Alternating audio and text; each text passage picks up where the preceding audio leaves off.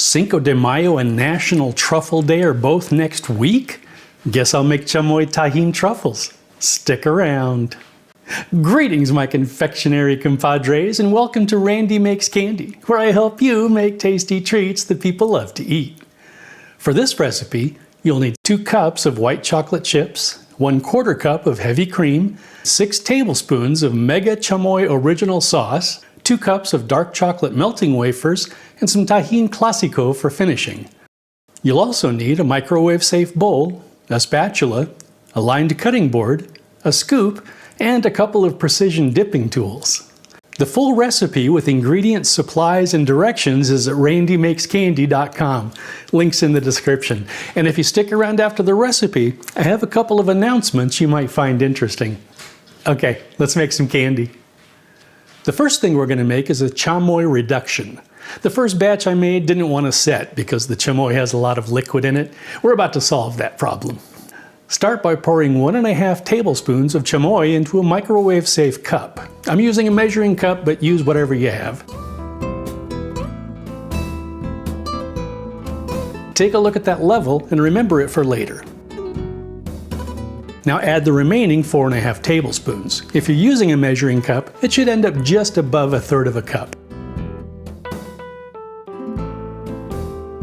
Cover the cup loosely with a paper towel and microwave it at full power in 30-second intervals, stirring between each until the chamoy is reduced back down to that original mark. It doesn't have to be exact. This isn't rocket surgery.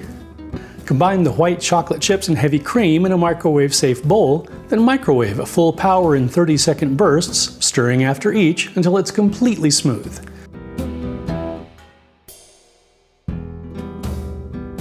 Add the chamoy and stir until it's all combined.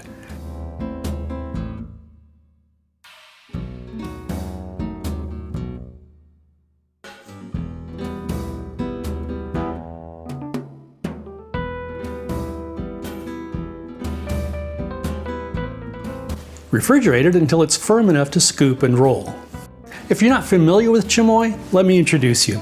It's a Mexican condiment made from pickled fruit, usually apricots, mangoes, or plums, blended with chili peppers, lime juice, and salt.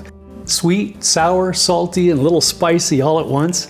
You'll find it on fresh fruit cups, on chips, on candy. It's very versatile and pretty awesome. And if there's a candy you'd like to see on the channel, drop it in the comments. Once the ganache is firm, scoop and roll it into balls.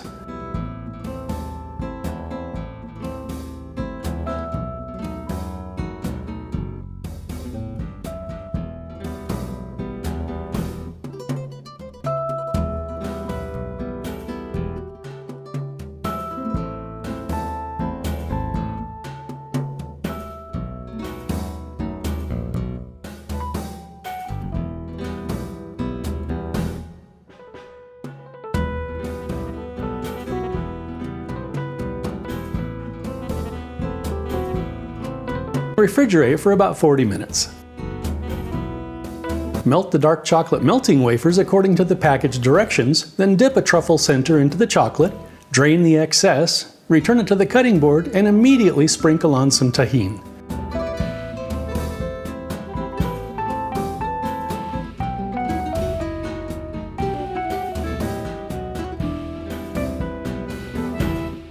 Continue with the remaining truffle centers. Refrigerate for 5 minutes or until fully set. And that's it. Okay, let's have a taste. Slanchiva.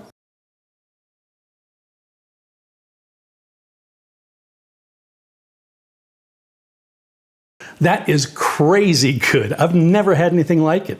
The dark chocolate shell gives a clean snap, and then you get the ganache, creamy and sweet from the white chocolate, along with the flavors of the chamoy. Finally, the Tajin adds a little citrus chili finish that pulls it all together. If you want a single treat that serves 2 holidays, you really ought to try these.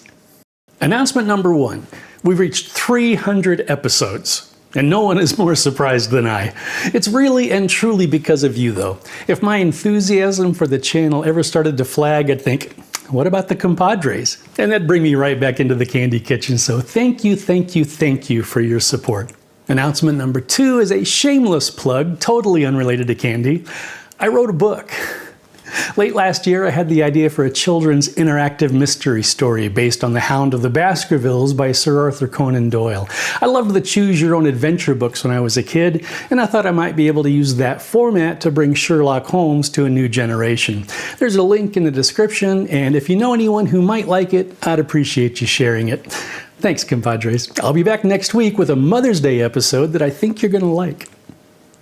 Doesn't have to be exact. This isn't. Add the choy. Nope.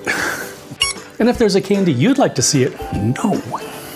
And if you know anyone who might know Huina Hanama,